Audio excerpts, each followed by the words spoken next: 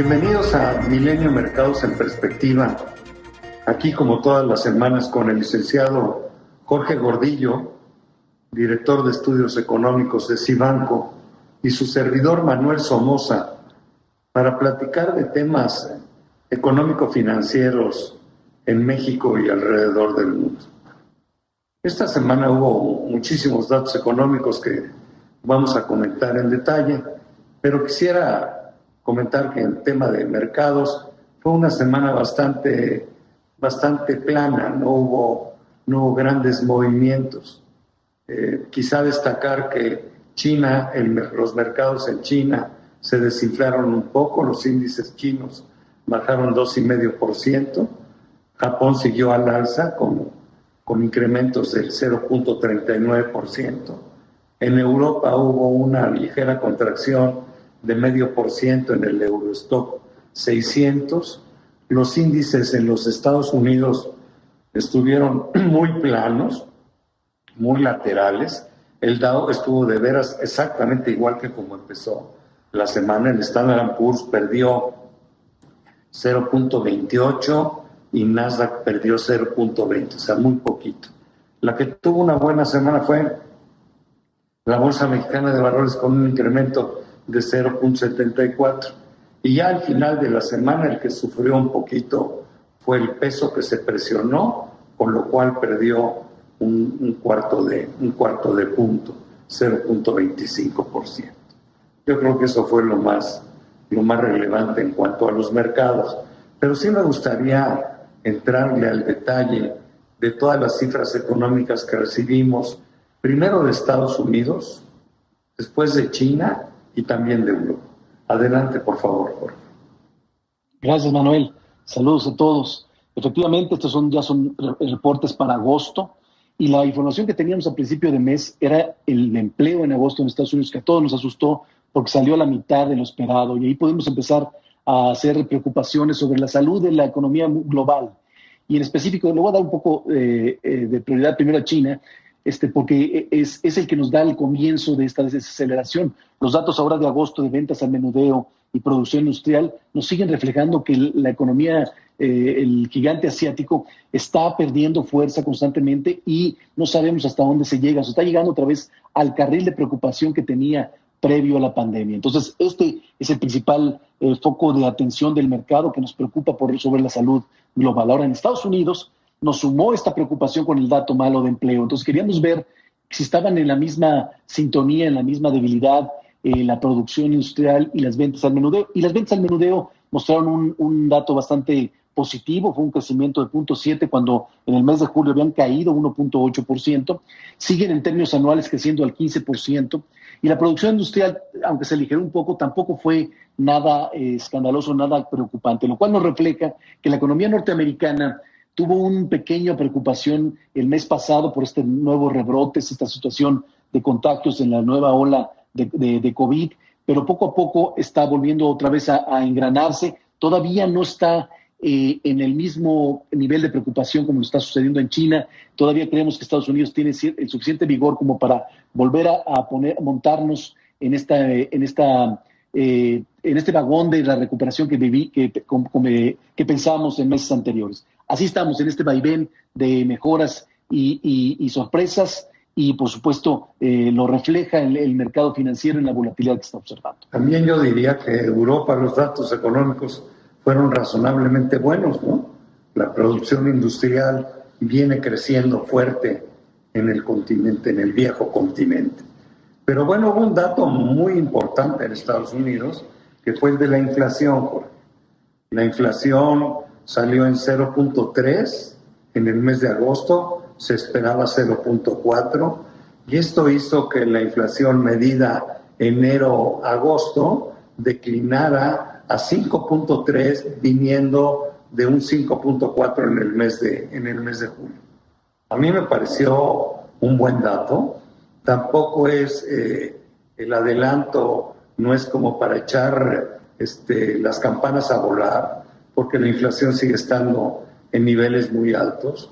Como decimos en México, no, una golondrina no hace primavera. Esperemos que esto nos dé una tónica de que lo peor ya se vivió en términos de inflación, pero hay que ser un poquito más pacientes. La verdad que la inflación sí mejoró un poquitito en el mes de agosto, pero sigue estando muy alta. A ver, la primera pregunta que tengo aquí es, ¿tú crees que este dato de la inflación cambie la postura de la Reserva Federal en relación al tapering? Es decir, ¿van a empezar a reducir los estímulos monetarios relativamente pronto o después de un buen dato de inflación pudieran esperarse un poco más? ¿Cuál es tu impresión?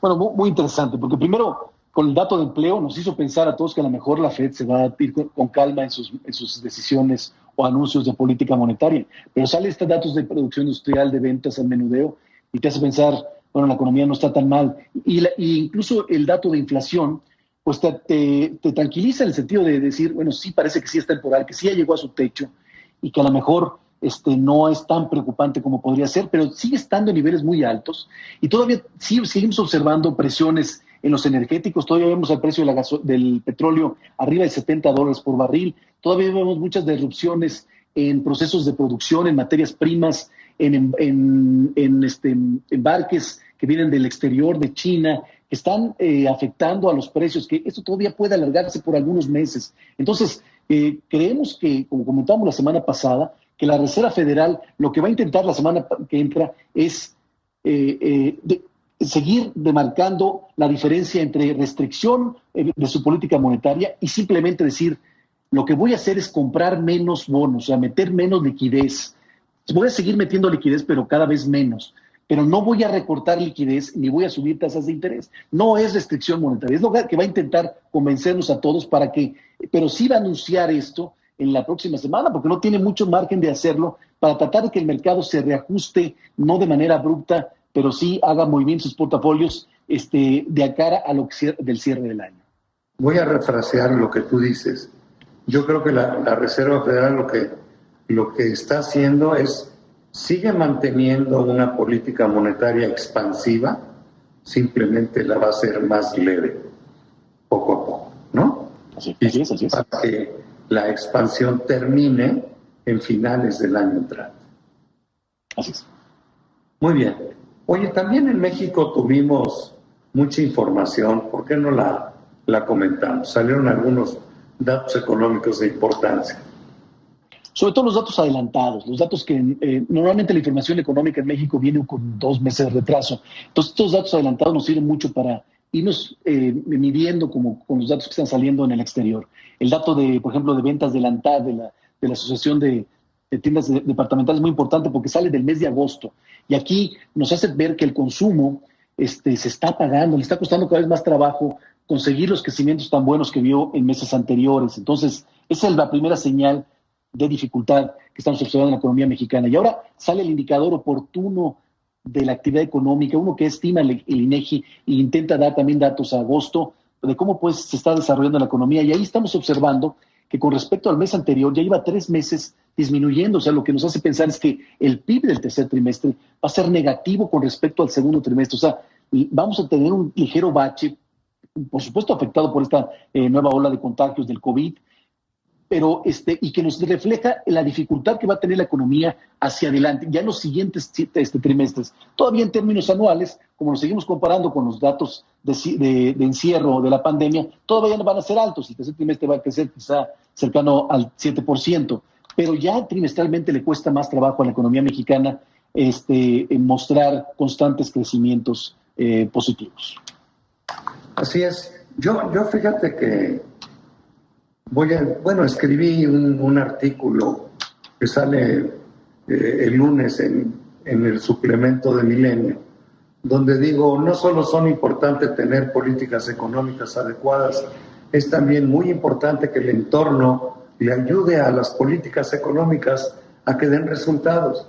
Yo creo que la Secretaría de Hacienda, yo no tengo queja sobre lo que han hecho, ni mucho menos, pero las cosas no salen como quisiéramos porque el entorno no es adecuado. El entorno político está muy revuelto y el entorno social tampoco ayuda, ¿no? En la parte política, bueno, están todos los ruidos que mete el presidente constantemente porque es un ser eminentemente político y está todo el día jugando con la política, manejándola como él piensa que se debe manejar, pero eso crea un gran alboroto a nivel nacional.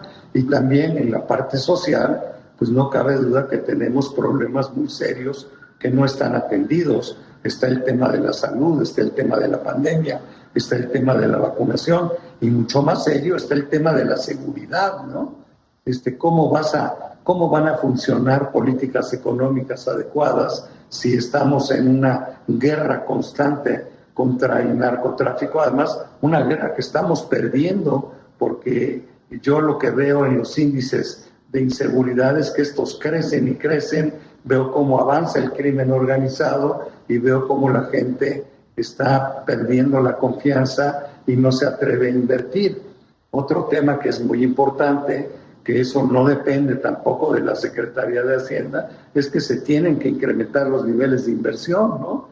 Ya habíamos logrado en el 2018 que la inversión total fuera del 22% del PIB y en los pasados 3 años se ha reducido al 18%. Bueno, pues hay que retomar el camino. Para crecer al 5% tenemos que tener 25-26% de inversión total en relación a PIB y estamos muy lejos de esa medida. Y para que eso suceda, lo único que hay es generar políticas públicas adecuadas y confianza. Y de alguna manera eso no se está logrando y por eso México no avanza.